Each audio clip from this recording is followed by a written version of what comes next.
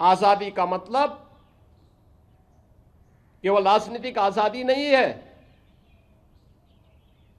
आजादी का मतलब उस अराजकता से, उस पिछड़ेपन से, उस गरीबी से, उस अशिक्षा से, उस असमानता से भी सर्वथा मुक्ति है, जिसके कारण यह देश लगातार कमजोर होता गया।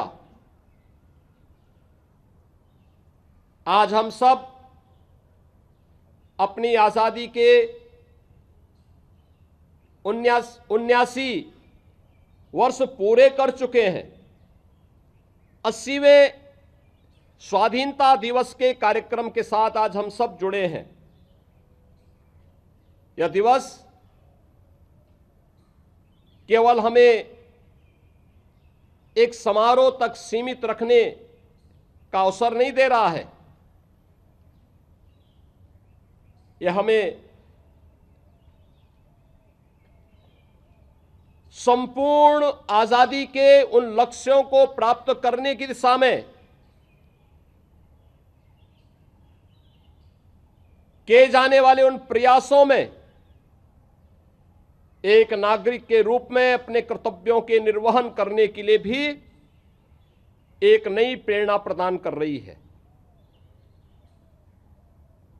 हर नागरिक को इस बात का आह्वान करने के लिए कि देश की इस आजादी को लंबे समय तक अगर हमें बनाए रखना है तो इसके लिए किसी एक व्यक्ति का नहीं, किसी एक संप्रदाय का या जाति का नहीं, बल्कि पूरे भारत के 140 करोड़ लोगों को सामूहिक रूप से इस प्रयास को आगे बढ़ाने में अपने अपने क्षेत्र में समान रूप से योगदान देना होगा। जो अव्यवस्था, जो अराजकता, जो अशिक्षा, जो पिछड़ापन, जो असमानता 1947 में देश के सामने थी,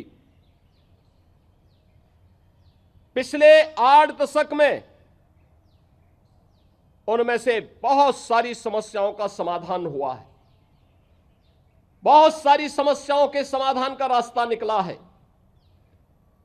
आज उसी का परिणाम है पूरे देश के अंदर बहुआयामी गरीबी से 25 करोड़ लोग मुक्त हुए हैं।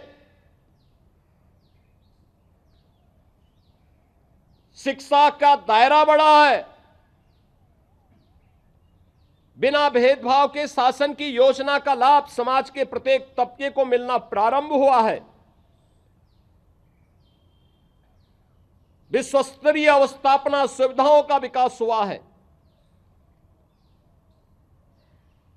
हर व्यक्ति के जीवन को सहज और सरल बनाने के लिए किए जाने वाले उन परिवर्तनों में आज उसके परिणाम हमें दिखाई देते हैं।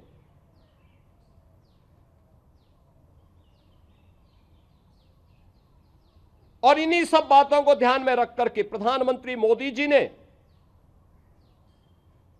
पूरे देशवासियों से इस बारे में कहा कि हमें अराजकता पर विजय कर प्राप्त करनी है, असमानता पर विजय प्राप्त करनी है, अशिक्षा पर विजय प्राप्त करनी है, तो हमें देश को बांटने वाली ताकतों से पूरी सतर्क रहना होगा। देश को कमजोर करने वाली ताकतों से सतर्क रहना होगा। और इसके लिए उन्होंने कहा कि देश के अंदर केवल 4 जातियां हैं। हम उसको फोकस करते हुए अगर कार्य करेंगे तो परिणाम और अच्छे आएंगे। ये 4 हैं, एक गरीब, एक युवा, एक महिला और एक अन्नदाता किसान की। पिछले 12 वर्ष में देश के अंदर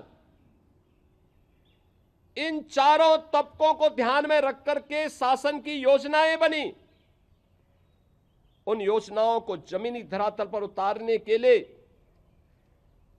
उस प्रकार का एक कार्य योजना को जमीनी धरातल पर उतारने के लिए सरकार की इच्छा शक्ति दिखाई दी और उसी का परिणाम था कि 25 करोड़ से अधिक लोग इस बहुआयामी गरीबी से उभरे हैं। उन्हें शासन की योजना से जोड़ने में मदद मिली है।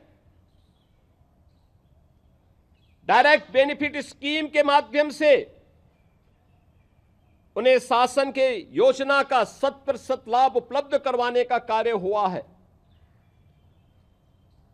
युवा के लिए मिशन रोजगार से लेकर के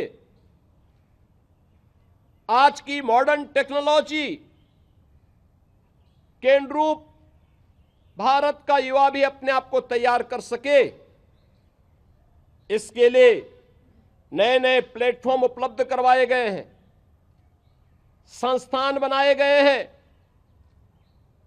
अच्छी स्वास्थ्य की सुविधा हो, इसके लिए मेडिकल कॉलेजेस और एम्स की नई श्रृंखला पूरे देश के अंदर खड़ी हुई है। आवागमन सहज और सरल हो, इसके लिए पूरे देश के अंदर अत्याधुनिक इंफ्रास्ट्रक्चर का विकास भी हुआ है। रेलवे की कनेक्टिविटी बढ़ी है, पब्लिक ट्रांसपोर्ट के लिए मेट्रो और रैपिड रेल जैसी सुविधाएं, अत्याधुनिक सुविधाएं उपलब्ध हुई हैं। अमृत भारत, वंदे भारत और नमो भारत जैसी आधुनिक विश्व स्तरीय सुविधाओं से युक्त बेहतरीन पब्लिक ट्रांसपोर्ट की सुविधा आज देश के अंदर आम नागरिक को उपलब्ध करवाने के प्रयास आगे बढ़े हैं। आज भारत हर एक क्षेत्र में नए प्रतिमानों को स्थापित करते हुए आगे बढ़ा है और उन सबको इसलिए हम आगे बढ़ाने में सफल हुए हैं। जब देश के पास यशस्वी नेतृत्व होता है, सामूहिकता के साथ पूरे देश की ताकत एक स्वर में बोलती है, तो परिणाम सामने आते हैं। देश की आजादी की लड़ाई भी इस बात की ओर हम सबका ध्यान आकर्षित करती है। जब हम बटे थे, अलग अलग क्षेत्र में आजादी का संघर्ष तो होता था। कभी राजस्थान से महाराणा प्रताप ने उस लड़ाई को आगे बढ़ाई थी, कभी पंजाब में गुरु गोविंद सिंह जी महाराज ने उस लड़ाई को आगे बढ़ाई, कभी महाराष्ट्र में छत्रपति शिवाजी महाराज उसको नेतृत्व प्रदान करते हैं। अलग अलग क्षेत्र में यह संघर्ष चलता रहा। सबका उद्देश्य एक ही था, विदेशी दासता से मुक्ति। विदेशी दासता से मुक्ति हर हाल में मिले, लेकिन सामूहिक रूप से वह प्रयास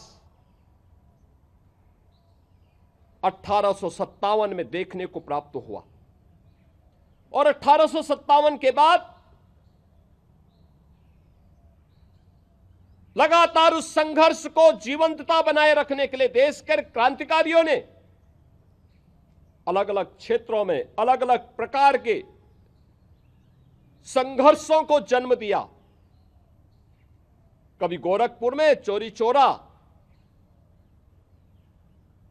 का ऐतिहासिक घटना, कभी लखनऊ में काकोरी की ट्रेन एक्शन की घटना, और लगातार यह संघर्ष अनवरत रूप से आगे बढ़ता रहा। मैं आज के इस अवसर पर आजादी की इस लड़ाई को, जिसे भारत माता के उन वीर बलिदानियों ने, क्रांतिकारियों ने आगे बढ़ाया, आज का दिन उनका स्मरण करने का है। मैं इस अवसर पर भारत माता के उन महान सपूतों की स्मृतियों को नमन करते हुए उन्हें विनम्र श्रद्धांजलि अर्पित करता हूं, जिन्होंने राष्ट्रपिता महात्मा गांधी के नेतृत्व में, लौह पुरुष सरदार वल्लभ भाई पटेल के नेतृत्व में, बाबा साहब डॉक्टर भीमराव अंबेडकर जी के नेतृत्व में भारत माता के उन महान सपूतों नेताजी सुभाष चंद्र बोस हो या आजादी के वे महान क्रांतिकारी जिन्होंने हंसते हंसते फांसी के फंदे को चूमा था केवल देश की आजादी के लिए, उन सभी की स्मृतियों को नमन करते हुए स्वतंत्र भारत में भारत की सुरक्षा के लिए जिन जवानों ने सीमाओं की रक्षा करते हुए भारत की आंतरिक सुरक्षा के लिए अपने आप को बलिदान किया है, उन सभी को भी मैं इस अवसर पर नमन करते हुए विनम्र श्रद्धांजलि अर्पित करता हूं। उत्तर प्रदेश पुलिस के लिए आज का दिन अत्यंत महत्वपूर्ण है। पहली बार उत्तर प्रदेश के एक जाबाज इंस्पेक्टर श्री सुनील कुमार को भारत का कीर्ति चक्र प्राप्त हुआ है। मैं इस अवसर पर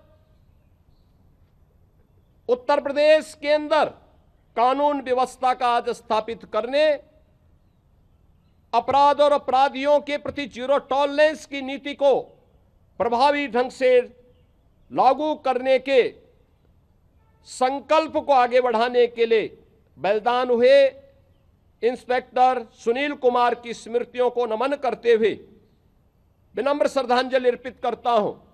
उत्तर प्रदेश पुलिस को इस उपलब्धि के लिए हृदय से बधाई देता हूं।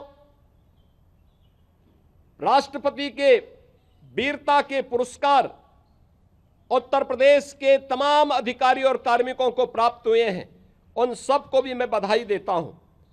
आज के इस अवसर पर आत्मनिर्भर और विकसित भारत के लक्ष्य को प्राप्त करने की दिशा में किए जाने वाले प्रयासों की कड़ी को हम सब अपने अपने क्षेत्र में मिलकर के आगे बढ़ाने का कार्य करेंगे तो ये स्वाधीनता अनंत काल तक भारत की इस यात्रा को और भी यशस्वी तरीके से आगे बढ़ाने में सफल होगी।